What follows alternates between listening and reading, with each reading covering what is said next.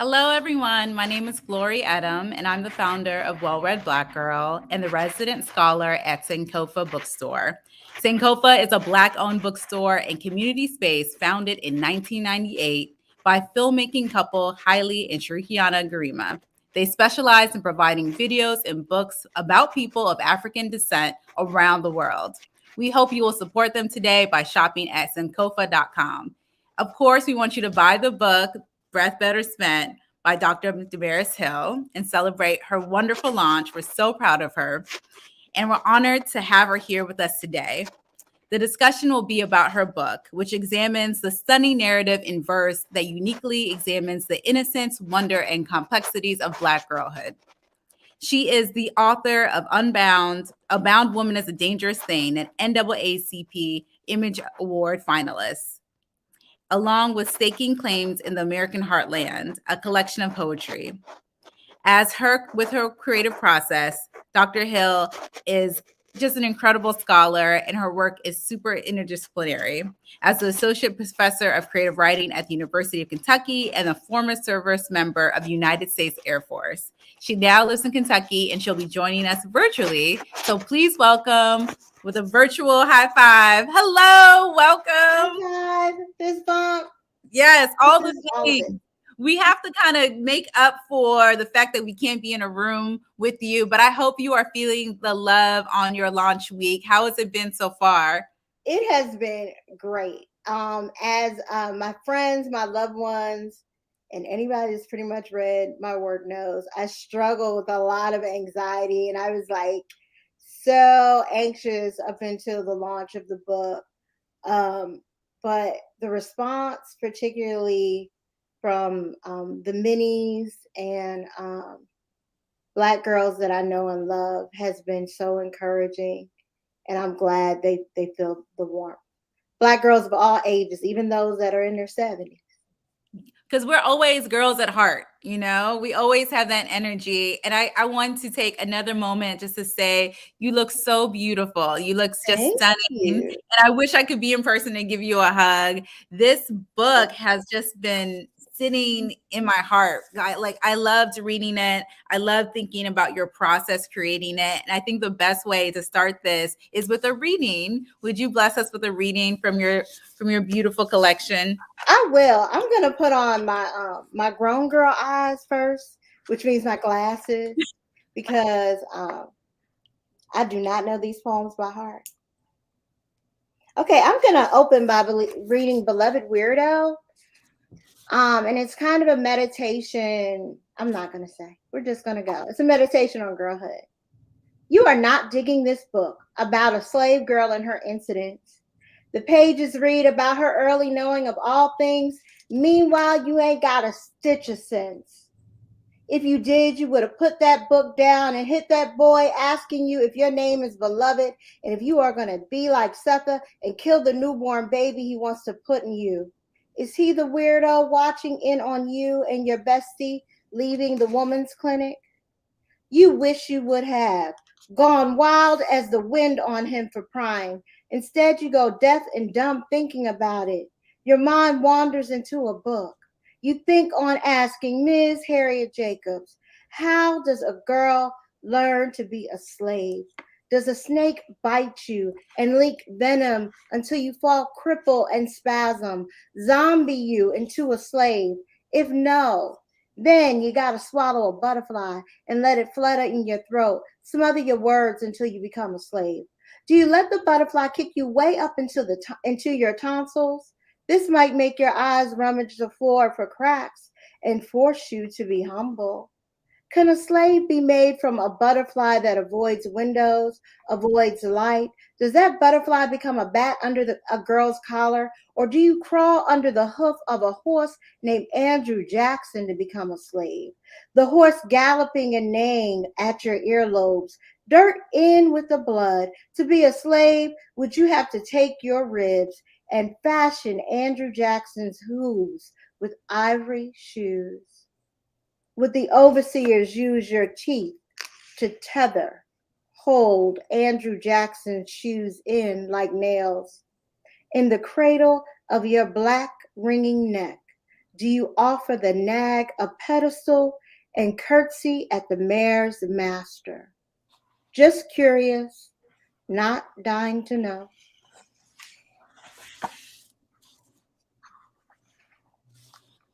Would you like to do the second poem now? We can do that later. I think. Okay. I think I need some space.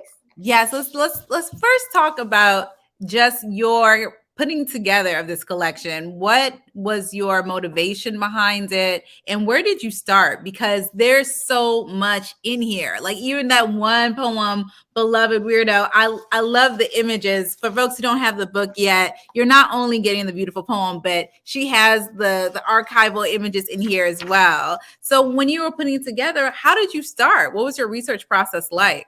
Well, it wasn't all a research process. Like, I think what I enjoy about being a creative writer, other than like a historian, right? And this is going to be something that maybe historians don't like, but I'm going to say it anyway. The other processes of knowledge in the academic system that exists right now force me to be subject to Western forms of knowledge. Mm. And I understood before I understood what I was avoiding, that was not for me. Mm-hmm. So I continued my path of writing. And it's one of the ways that I try to enter the piece. It's kind of like sifting through an archive or sifting through things you read, like waiting for the glitch in the matrix. And wherever that glitch is, I'm going. Right. I'm going because I want to know what's also there. I don't always trust the linear historical narrative. If I want to know a place, I go to the archive. So would you consider yourself a deconstructionist in that way? Can you use the poem "Beloved Weirdo" as an example? Because we have the references to beloved, we have the references to the butterfly. So where are all these pieces that you're pulling from to construct the poem? Okay, so thank you for asking me that. I think because that's really, really hard. But this poem started, and I believe it's in the first paragraph of Incidents of a Slave Girl, because again, as I began writing this project, or extending my living of this project into words, right? Inspiration from the Colored Girls Museum in Philadelphia, inspiration in some of the teachings and experiences I had with Soul Hot, Saving Our Lives, Hearing Our Truths, Ruth Nicole Brown and Shamara Kawachi and Black Girl Genius Week, and some of the time I spent with urban bush women, learning, advocacy in my role as an agent of change in this world that I don't sometimes like. They all spoke to girlhood. So when I started doing the work of the words, I wanted to be in conversation with some of the people writing about girlhood that are my peers in the legacy. So in Incidents of a Slave Girl, in the first paragraph, I believe it's the first paragraph, Miss Harriet Jacobs talks about she didn't know she was a slave until she was 6. And for me, that was a glitch in the matrix. Like what happens to a 6-year-old that you figure out you're a slave? Right. Like what is that process of torture and unlove and violence? And in my anxious little girl way of knowing, that's kind of what came to me. But also thinking about, like, Beloved makes very, very profound statements on Black femininity in the time of prior to emancipation. And one of those profound claims is how dangerous it is to be a girl that is enslaved. Right. Right? How dangerous that is. And so those were the entryways. So I start off with the threats and the dangers that kind of skirt across time. And then I go into the specifics of some of what I imagine Miss Harriet Jacobs might have experienced, or the types of violence she may have had to endure to understand that she was a slave. It's so wild to hear you say that. And I don't know if you saw my expression, but when you pose that question, like what happens to a 6-year-old child when they, like, how do they realize they are property, that they are enslaved? And I have read, that book, and I didn't read it in that way. I wasn't connecting with it emotionally. I was just reading it as text, as history, as like, this is what happens. And when you take a step back and connect yourself emotionally to say, what did happen? How did she, learn this cruel discovery, and what happens next? Like, it's just another way of encountering the work. And, we've talked before, the way you write and the way you just explore themes, it hits hard, and it gets right to the heart of what you're trying to say. And for you to examine girlhood just felt, it was eye-opening for me, because I like the way that you just take things. So this book, it has Harriet Jacobs, but it also has Whitney Houston and Aretha Franklin and Ella Baker and all these people. And also, folks that have been birthed in the last 5 years. It's not just history. It's just like, it's like a continuum. When you are thinking of Black girlhood, I guess I'm trying to say, like, why did this matter? Why was this necessary for it to be in this living form? When we're often so erased from literature and just society, why did you demand that this belong in the book? What of what we understand about modernity could exist without Black girls? Right. What could exist without the contributions and the commodification of Black girl bodies? Right. What continues to exist at the expense and exploitation and commodification of Black girl bodies, and the removal of humanity, even on a legal and civic level, that one is not considered a citizen until they are 18, and all the ways that person contributes to what we understand as a life. But also in all of these poems, I'm really thinking about how Black girlhood is a strategic navigation. It's an intellectual exercise.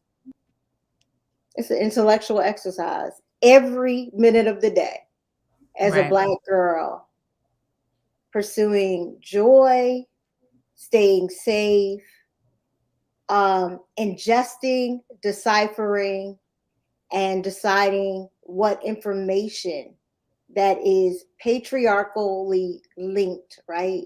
To a gender you don't occupy, a race you don't occupy, a social status you don't occupy, and an adulthood that you don't occupy. How do Black girls sift through all of that information and still navigate and create their own cultures and space of safety? That is a very strategic and intellectual exercise. It is. It is. I'm going to pose that question to you. So how does one navigate that and do that, and do it with such grace? I think, you've lived many lives. We read your bio, and you were in the military. Now you're in academia. You lived so many places. You've had so many experiences. How do you navigate that while staying whole and present? Because that's one thing I do love about you, Damaris. Like, you are just always you. When you show up, like, you show up full and ready. And that is a skill that I feel must be cultivated, So have you always been this way, even as a little girl? Probably far more annoying, not really ready. Because, like, I want to be clear, right? I was in the military, but almost kicked out of boot camp twice. Like, let's be clear about what happens. A lot of people don't like you. Yeah. when you don't drink a Kool-Aid. Right. And to be truthful, probably when I was young, probably around a coming of age time, right? I knew if I believed all that was told to me, if I behaved in every way that I was instructed, then that was not a life that I was going to enjoy. So I had to figure it out. I had to figure out what spaces I was going to enjoy. I had to figure out how I wanted to occupy those spaces. And I didn't think about it as much until like now, but also probably like 2 or 3 years ago, Bell Hooks and I were talking, and she said, you can never have power until you know exactly what you want. And from that point, it became a daily exercise, an hourly exercise, and every moment exercise to ask myself, is this in service of something that I want? Yes. If it is not, then there's no space for me. And I also want to say this about the legal system. Shout out to Attica Scott, a state representative here in Kentucky that's currently running for Congress. But until her Breonna's Law, there wasn't one law in the Constitution of the United States that was formed in the protection of me or my body. Wow. So why am I paying attention to the rules in a very strict and regulated way? Because I figured out that they were not orchestrated to serve me. Right. And now we have Breonna's Law, which is. Yes. And to think that law passed in was it this year or last year? Yeah, and people are still fighting it, right? Like people are still debating it. So it's like we have this history of neglect and abuse and just being thrown aside. And even when we do have something in law, like we still have to fight to defend that, it's like these rules are not made for us. We have to validate and affirm and make each other safe. There's so much in here that I want you to talk about. I would love for you there's one of my favorite poems. We talked about this during our Instagram live conversation is how you spoke about Aretha Franklin. And I've highlighted Never Grow Old over and over again, because I sometimes that's how I feel. There's a sentence in here that your worries disappear into the bop. They rock steady, far from your responsibilities. Like it's just like there's a movement when I read your poetry. I'm not putting on my best poetry voice, but every time I read it, I know that like I can disappear into the language and you feel me. Can you talk about just like your relationship with the different characters that you brought in, whether it was Whitney Houston or Aretha Franklin? How did they influence just this book in its entirety? Well, I talked a little bit about it. I'm going to read Never Grow Old for you first. Oh, okay. Oh, thank you. Never Grow Old for Aretha Franklin. You said never grow old and swore you wouldn't. This disco is church happy, stirring joy between your knees. Your worries disappear into the bop. They rock steady, far from your responsibilities. Huck Finn ain't the only one to know fun. Ben Franklin nibbled at what he knew about how to grow better. Meanwhile, your voice is caramel, lush, wet, and warm, star-kissed sugar around everyone's soul. Their hearts bare, naked as a baby, bathing on the dance floor. A piano churns, you coo, your eyes floating behind smoke liners. It never grows old. Thank you. Thank you for that. You're welcome. I think in there, so oh gosh, in there I'm being a super duper nerd, because the genre of the American novel or the American tale is the Bildungsroman, the coming of age story that Benjamin Franklin introduced, right? Right. And Huck Finn is supposed to be the articulation of American nationalism, right? Young, scrappy, rugged. But again, that ain't true, because America could not exist without the commodification and exploitation of Black girls and women. Right. So Aretha Franklin, what I'm saying in Never Grow Old is Aretha Franklin is a personification of those things to me. Yes. Yeah. And that's what I felt like that's when you mention Huck Finn, when you mention Benjamin Franklin, these icons of American patriotism, when it's like really Aretha Franklin straight from Detroit, you know what I mean? That's who it really is. That's right out of the mud of Mississippi. Then Detroit. Oh, true. Yes. Let me not get it. Yes. Yeah. so all these things, it feels like when I'm reading your poetry, it feels like little Easter eggs in each one. Like, oh, let me figure out which direction Damaris is going in and what she's like giving us. Can you read Scary for us? If y'all I moved the bookmark because I didn't know if we were gonna have time. Oh, okay. So we'll do that one, and then we'll open it up to questions. If folks have questions in the audience, please send them over. We're excited to hear from you. Okay, here I come. I promise. Yeah, it's page 46. Okay, I was going to 42. Okay, thank you for the reminder. All right, still scary. Afraid of bugs, babies, pop balloons, sticky peppermints, cracks that'll break your mother's back. Words that sound like windows breaking. Your heart is too fragile. Fright over the voices that are pretty enough to ride rafters, lyrics that climb on ladders, afraid that a piano chord is a stairway, you scared of spiders, and the old saints frying chicken in church basements, smacking on bacon and crackling rhymes in the pews, you timid about every boy you ever adored and never told, you hiding from happy, you terrified of joy, them two got heartbreak on the horizon. Infatuation is an infliction like bed bugs, creeping in like 7th grade 35 years later, you squinting and giddy, you drooling at the luster of past lives in his shaved head. You ain't never had good sense. You ain't never know the difference between curiosity and chaos. He got you cheesing. Each of his cavities carries a cavern of stories you want to know. You tell him to gift wrap his wounds, serve them to you on a broken plate. This is a trap, an illusion, a way to convince him you are brave. Watch you gulp all his demons and everything that scares him. You are a woman and have done it all before. When you are 8, you follow a pack of boys into the woods to find a vine. These boys are swinging Tarzans, begging their caged hearts, tempting violent deaths. You celebrate each boy's victory faithfully. You forget your ride across the wild. Your eyes closed, your heart open and abandoned. You did not fall or break your arm. You didn't take a second turn. You refused to ride in the back of wagons.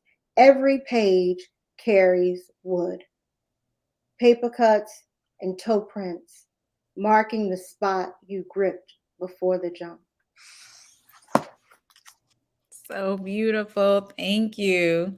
Can you break down this poem for us? My favorite line.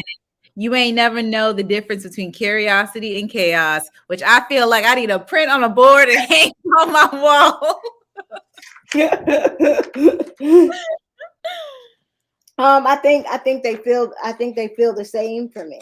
Like, you know, like the poems are wonderful rides into the imagination and adventures. And like this poem is really about like some people know. I don't care if you don't know, you're about to know. Writing is the most insecure space of my life. The very most terrifying space of my life is like when I have to give the writing up. Like I can, like when we used to have to submit submissions like through mail, I would be so anxious about it. I couldn't even write the address correctly. It'd be like marked out on the envelope, right? But like I thought about, you know, as I was writing this book, I was thinking about things I did, and one of the things, and actually like my sister and another neighbor girl was with us, and we followed her brother, who was like a year older than us, and all of his friends in the wood, and they were like literally swinging vines across this ravine, and we were dumb enough to try it, and we did it. Like, and I was thinking about that, and I was like, oh my God, like we were like complete, like we could have killed ourselves, right? But we did it, right? And then as I started to write and revise the poem, like that is the same anxiety and willingness to abandon anxiety that I bring to the page. That is amazing. And it takes so much discipline and courage to do that, because I agree with you. Writing is the most it just gives you so much anxiety and so much fear. And I think I've started to lean more into the process of revision. Like I try to just like know that this is like the first step of many. So I write it, I share it, I write it, I share it again. And that gives me a little bit more of control the situation. I realize it's not going to be final. It's going to have so many different iterations, and that like gives me comfort. But there is so much anxiety in the process. So once you commit to something, especially what's in the book, because it's like forever. It's in the book, it feels like forever, you know. But I do edit pages that I read from. Sometimes I change poems over after the book is out. Oh, I love that. I need to take that with me so I can have the courage to mark up my books a little bit more. But I'm so impressed with, again, this collection because of all the risks that you take. And I was asking you this a little bit before, but if you could elaborate on just like because there's so many beautiful images in here. Like, can you tell us, did you visit the libraries? How did you decide what photos would go with each poem? That was a very long process. So I consider myself like, I love that picture. Like a literary DJ. Like I'm performing like remix on pages and an interactive process with pages. I consider selecting the photos kind of how like you find the break beat or the groove in a record when you're remixing, like picking the best part. And like that's the piece of Americana that situates and signals a collective understanding before I spin you into a specific narrative.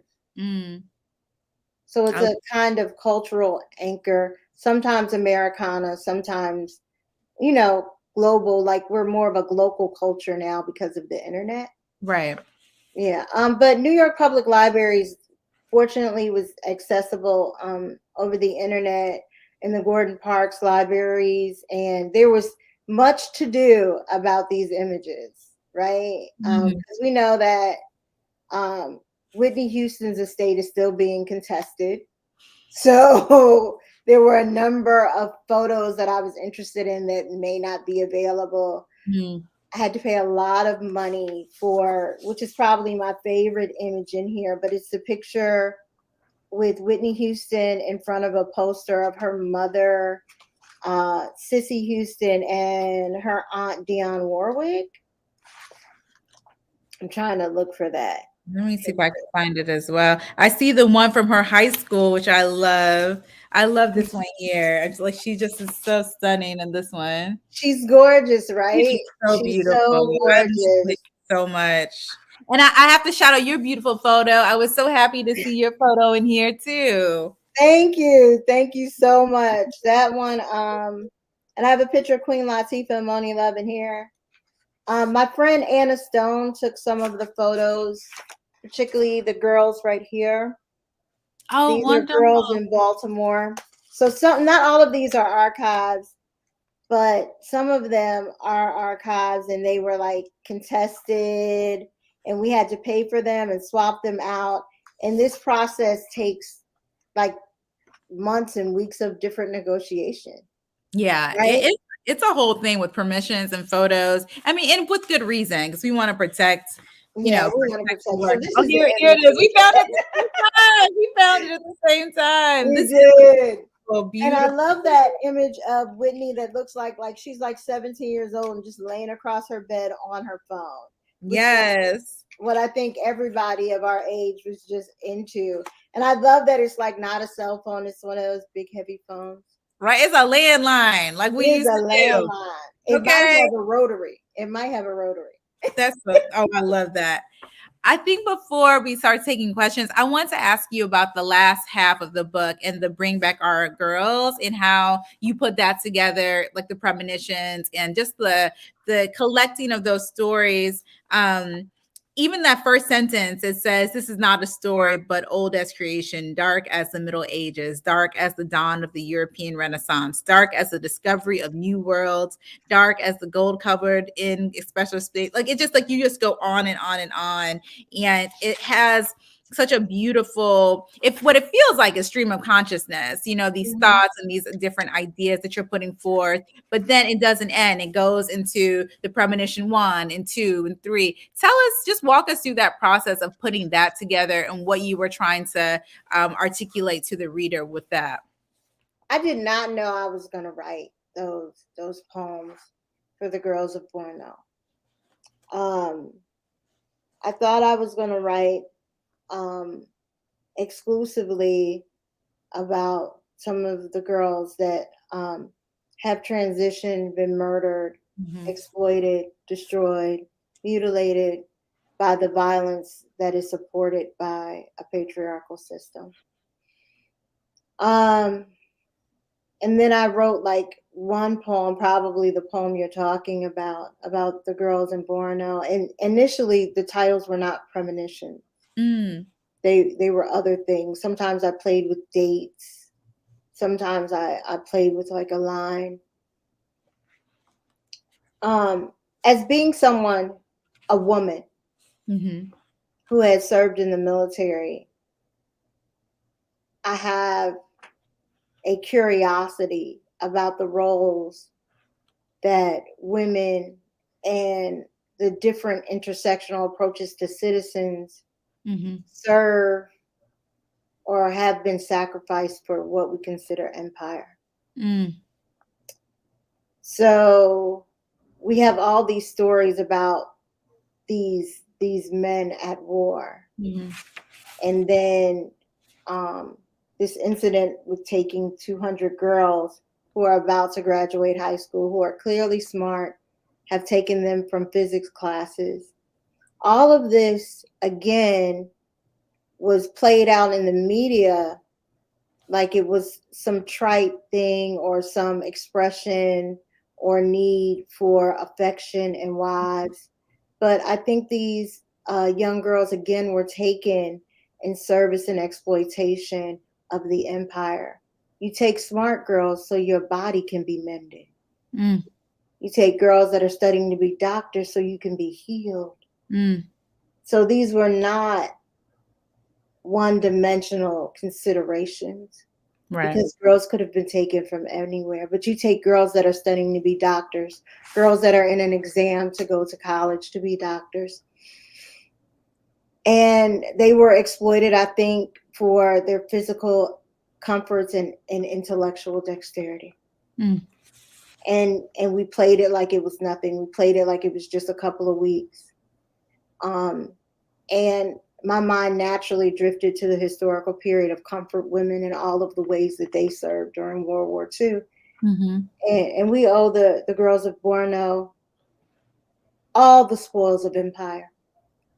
We owe them oil, gold, diamonds, and anything we can give them, because what we can't give them is their lives back for the time that they were gone.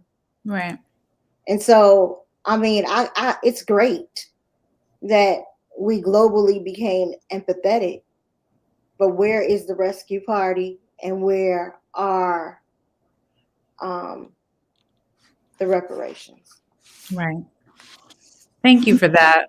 We do have questions from the audience that we're going to put up on screen. Do you see the first one? Okay, yes. So it says, aside from the anxiety of being vulnerable with writing, what was the most difficult part about creating Breath Better Spent? And what was the most beautiful? I think the most difficult was the most beautiful. When I first started, because I started writing again, the poems that are expressed and in search of, I started working on them first. And I could only do like 1 or 2 poems a day max. It was so sad for me. And I was writing a lot of this during the pandemic. And you have to remember, when I was coming of age, this is something else that's not directly in the book, but it's implied in the book. People, like former politicians, we know they like to grab pussies, and best friends, Jeff Epstein, these were the model masculinities. In the New York metropolitan area. Model masculinities, right? And so to learn or to explore the emotional and collective lament that needed to happen for these girls, it was hard. It was hard. But there was also, did it feel cathartic at the same time? No, not at first. It doesn't feel cathartic now. Like I'm kind of shaking a little bit. the best part was revisiting all of the books that I was reading, coming back to writing this girlhood self. So like, my writing process is I get up early, I write as long as I can. Then I stop and I might, do something else, take a walk or cook, watch some stand-up comedy. And then I would like, maybe go back and read a little bit more Tony K. Bambara or read, Patricia Smith, I Should Have Been Jimmy Savannah. Forget about it. Forget about it. Poetry on Black girlhood, forget about it. It's so sweet. So perfect. So perfect. Yeah. Oh, we have another question from the audience. Let's see. It says here, has Professor Hill discussed her motivation and inspiration for the book? Thank you for your question. If I didn't, Dr. Gray, I was most moved by an exhibit in the Color Girls Museum of Philadelphia. I spent a year in Philadelphia when I was on sabbatical. For lots of reasons, Philadelphia feels very homey for me. But that particular place was kind of like a sanctuary of creativity and expression, all rooted in a very Sankofa-like, time-skirting Black girlhood. Mm-hmm. And that place and Vashti Dubois, its founder and director, they were nurturing and nourishing me along with my friends. And so it just codified what this book needed to be about. There's another question I feel like could be connected to that. I want to say one more thing just because it's Dr. Gray. Dr. Gray, I love you. So Dr. Gray reminded me to say to all my techie girls, all my techie hacker girls, my digital girls, I love you guys so much, and I love the way that you guys love me. But could y'all send out in all these little private chat rooms? Can they stop stealing my ebook and putting it up for free every week? Listen, we don't need every week. I love my techie girls. I know it's them. I know they doing it. I love not you particularly, Dr. Gray, but I'm just talking about my other techie community out there.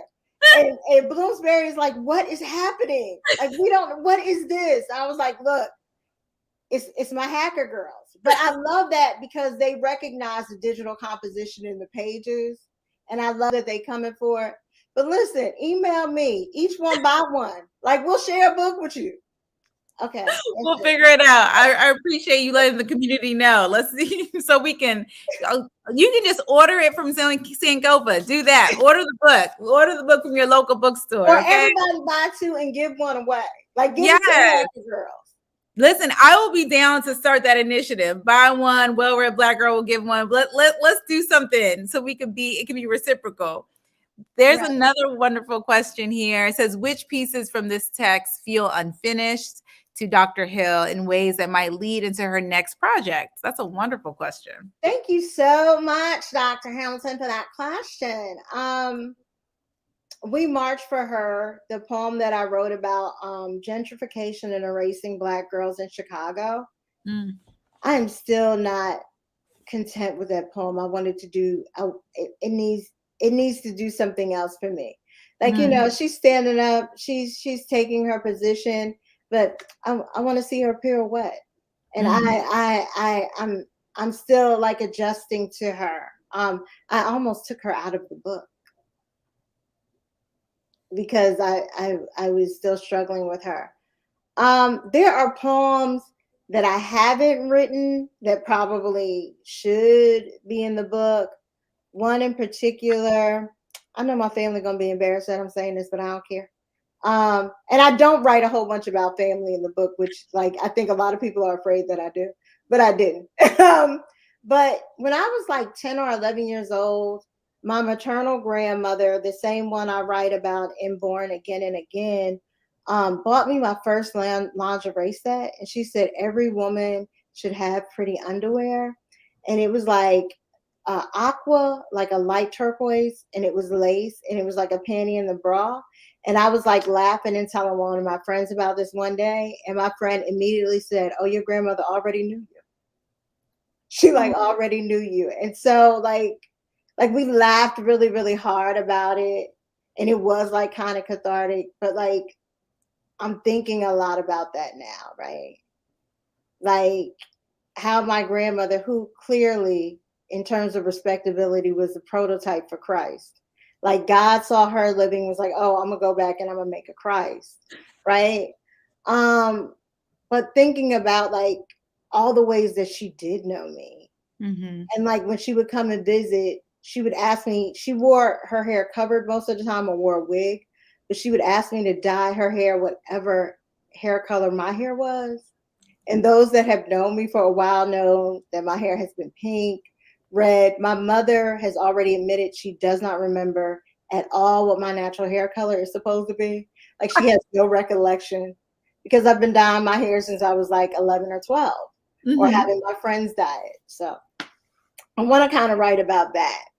Oh, I love that. Well, you kind of allude to this like this powerful younger self in the poem "Continuous Fire," a love poem for the younger self, and I could see like a little Damaris with your heels steady and your fist up. You know, I love that line. Your heart to your fist, like you're ready to go. We have one more question from up here. Let me see. We're gonna put it on the screen. Is there a season where? Oh, hold on one second. We're putting it on. Tia said, "Oh no, I remember that story." Oh, is there a season where you're not filled with anxiety, and what do you do to move past that anxiety? Not lately. Things have been changing pretty rapidly in my life. So, Babs, I love that you put that in there. I wanted to be a writer for a really long time, probably since I was like 9 or 10. And I didn't become a writer till I was really old. All the rest of life was kind of in the way. So now that I get to live life as a writer, it's very, very joyful. I'm gonna stop you for a second. What's really old? Well, a lot older, a lot older, a lot older. A little more mature, because you ain't really old. Okay, more mature. But the little girl in this book would definitely call me old. Okay, not to my face, but she would call me old. Well, there's a beautiful comment here. As a young Black girl, you have to read this out loud, because this is just, I feel like this is why this book, this is why you created this book, to make. I can't even read. Go ahead and read it. I can't read it because it's gonna make me cry. She wants to let you know that reading Bell Hooks' book, Bone Black, which I thought of that book as well, that I see a lot of similar connections in the experience of Black girlhood. So she's making the connections as well. Like, you can read this. I told you earlier, I thought this was the companion piece to The Bluest Eye, companion piece to Harry Jacobs, as you mentioned. Bone Black, I have that on my bookshelf right over here. Like, there's so many pieces of Black girlhood. Oh, Brown Girl Dreaming. Like, I've been this year, even last year too, I've been meditating so much on what Black girlhood means and how we can preserve our stories and make sure that they're collected in a way that show like all of us, our fullness and our joy. And you do that in so many beautiful ways. And we're so proud of you. We're so proud of you for just risking it all for us, being honest. Because there's moments that I'm laughing out loud with you, but I'm also crying with you too, because I know how much you care and how much compassion you have for our stories. So thank you, Dr. Hill, for all of that. And being so add one more thing as you do it, shimmering beauty. Shimmy. When I think about it, is The Bluest Eye, but I also think about like Jazz, the story of Dorca. And like I know we can read Beloved a lot of ways, and we always talk about Beloved. But what if Beloved is a story about a little girl enraged, right? And why is she enraged? Right? Because her mother tries to rescue her from this cultural condition. I love that. There's one more question. Mhm. There's writers that are watching and that admire your work greatly, and they want to know, do you have a particular practice that gets you into the mindset before writing and exploring these different avenues and themes? What like brings you there? Um, yeah, that's the whole thing about writing. I don't know if I leave it when I'm working on a project. I'm working on a project. I'm in it, and so it becomes the environment in which I'm living. So I finally adopted some healthy habits that Nikki Finney and Monifa Lavasanti told me long, long, long time ago, like 15 years ago. You got to get up at 4 in the morning. And I hadn't been able to do it for many years. And then right before the pandemic, or as the pandemic hit, I started being able to do it, getting up and writing from 4 to 8. And I usually spend at least the first hour, if not first 2 hours, reading. And Mhm. sometimes that reading is prescriptive. So I spend a lot of time with Gorilla My Love, Tony K. Bombara, because she always writes about such smart little girls with such great dialogue. I spent a lot of time, I was saying this before, I spent a lot of time with I Know Why the Caged Bird Sings. I spent a lot of time with various Zora Neale Hurston books. I spent a lot of time with various Toni Morrison books. I spent a lot of time with I Should Have Been Jimmy Savannah. I spent a lot of time with Lucille Clifton's Generations. I spent a lot of time thinking about Love Child, and then it came, and so Love Child was here. I spent a lot of time with those poems. I don't know who Sue Ophi is, but I love you too, anime girl. I love you too. And anime girl, you probably a hacker girl. Keep a lookout in those rooms for my book. Okay. Let me know. Send me a text or DM me in my Instagram. You are so I love you so much. You were so silly. Before because we're almost at time, but I do want to ask you two more questions. I really would love for you to tell the audience how you landed on the title and what it means to you to say the words breath better spent, living Black girlhood. What does that mean? Okay, so my favorite poem in A Bound Woman is a Dangerous Thing is probably one of my favorites is probably Shut Up in My Bones, about my paternal grandmother and our relationship to reading. In this poem, I wrote a poem about my maternal grandmother called Born Again and Again. Mhm. And when I was 3 years old, I was in a really bad accident where they thought I might be paralyzed for the rest of my life. Mhm. Um, and a drunk driver hit my parents' car front on, and like the jaws of life had to take me out of the car or whatever, and that kind of stuff. And I remember when my parents were telling me that story, how my grandmother, who again, was very Jesus-y, but also kind of classy based, elitist. And she used to hate to fly certain airlines and things like that. But when she heard that I had been in trouble, she Mhm. got on 3 different planes to make sure she was there by the morning. And, she was there in the morning praying for me like with others. And Yeah. so that poem, Born Again and Again, kind of meditates on that, starts with that kernel of truth. Like these poems, they're semi-autobiographical for a reason. They might have a kernel of truth, but then they go off exploring into the various realities. But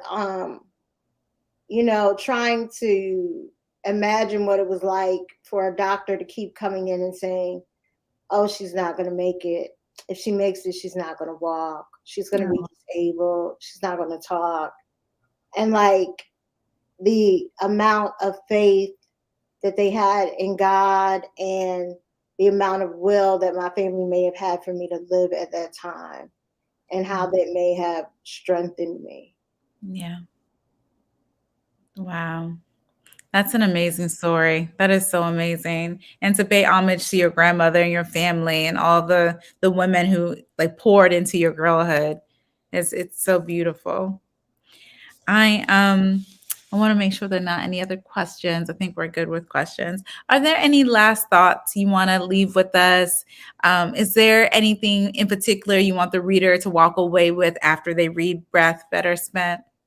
Yes, I want us to think about, again, I want us to be in awe and acknowledge Black girl strategic cultural navigation, Black girl creativity. Yep. I want us to have a healthy visibility of Black girlhood that is relational to humanity rather than hierarchical societal roles. I want us to understand that Black girlhood is not restricted to age, but it can also be a type of superpower. And I want us to understand that even though Black girls are wealth, they are not commodities. Yes. Thank you for that. And that's like the perfect note. We are wealth. We are not commodities. We are wealth. We are abundance. We are joy. And we are here for each other. I'm so thankful that we are friends and we were able to share this space with Sankofa. Yeah. Thank you for everyone watching. We appreciate you. Thank you Again, for everybody that came. I know I have lots of friends out there. I can't see anybody, which is like great because I would be reading. But I love you guys so much. We are so appreciative.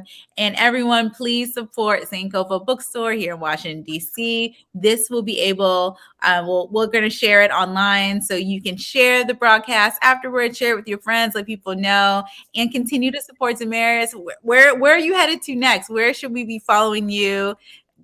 Odyssey, okay, it'll be virtual, so you can go to damarishill.com and pull up the tour dates.